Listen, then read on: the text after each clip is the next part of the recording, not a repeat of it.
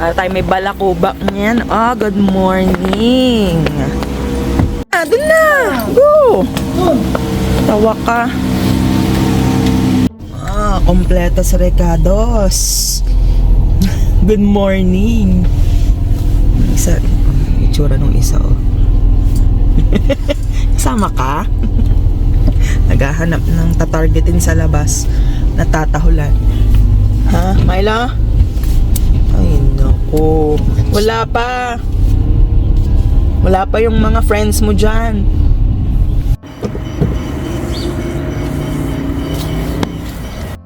May nagbabantay sa'yo, Hindi ka kasama. Mag-work si nanay. Okay? Myla. Myla. Myla. Myla. Nakatingin sa'yo, tatay. No. Nakatingin kay tatay.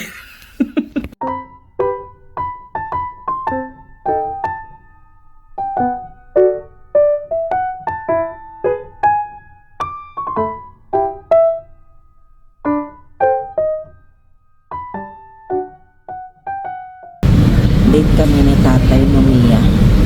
Nakain kami ng ramen. May maiinggit na namang mga bagets. Bakit di mo kami sinama?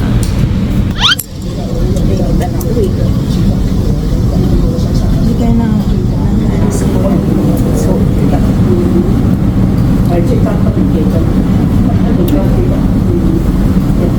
dress siya, no? Gutom.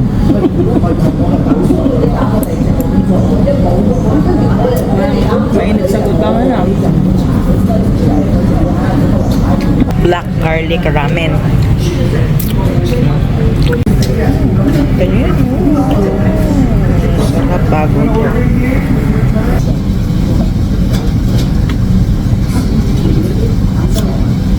Nasa Canada, pero Asian yung pagkain. Bakit ba? Madalas nga Pilipinos pa eh.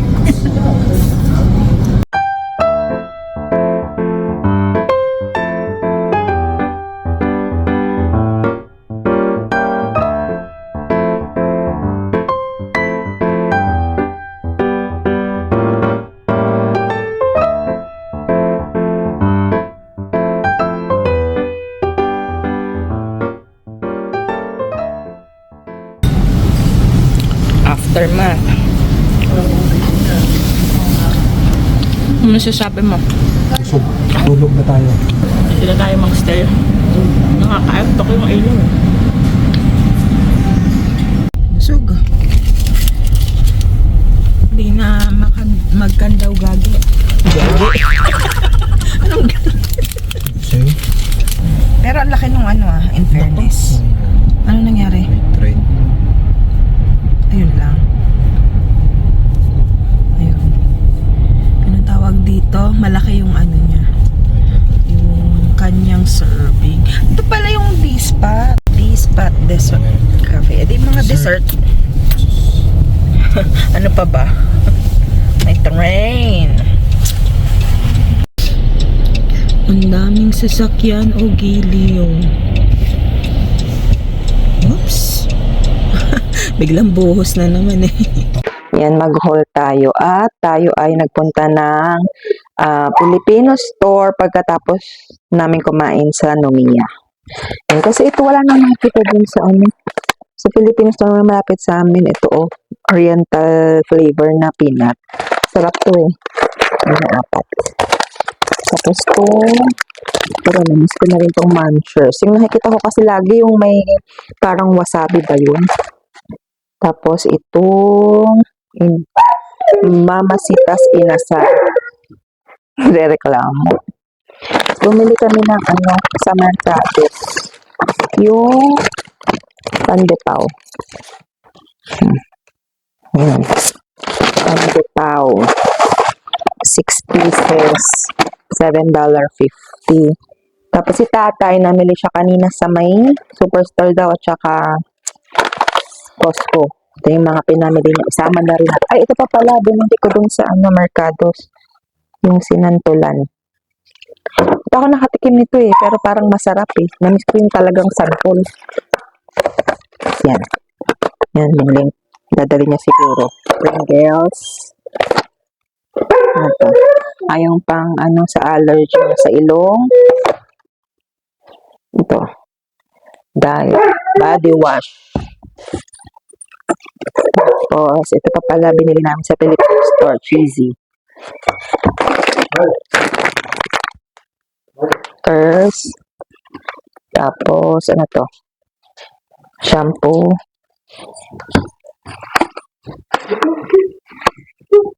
Yung kanyang toothpaste. May siya ng ito. Gatorade Zero. Tapos, ito daw ang binili ko sa Costco. Ang unsalted mixed nuts. Meron pa ako dito nito. Wipes. Ganun, nakakita ko na ba to? Ang palaya, bumili siya para sa magmumunggo kasi kami kayo ngayong araw na to. Tapos yung yan. Last but not the least, itong smoked deboned milkfish. Yan. A few moments later. Ayan, tapos na namin lutuin yung munggo para sa aming dinner. Ayun, ito talaga yun eh. Yung aming matagal nang namimiss na lutuin. Ayan, charan! Yan yung munggo. Tapos itong parang chicharon na yan. Binili ko yan sa Filipino store kahapon. Near fryer ko yung iba kasi medyo na siya. Medyo kumukunat na siya. Tapos, piniprito ko yung aking dinaing na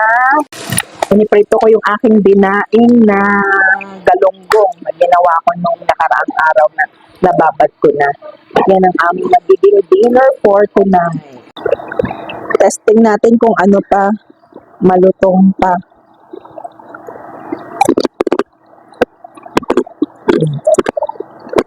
Medyo lumutong sa nung binili ko sa air fryer.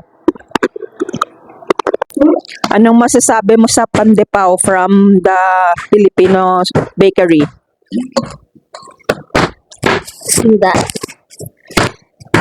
It's good!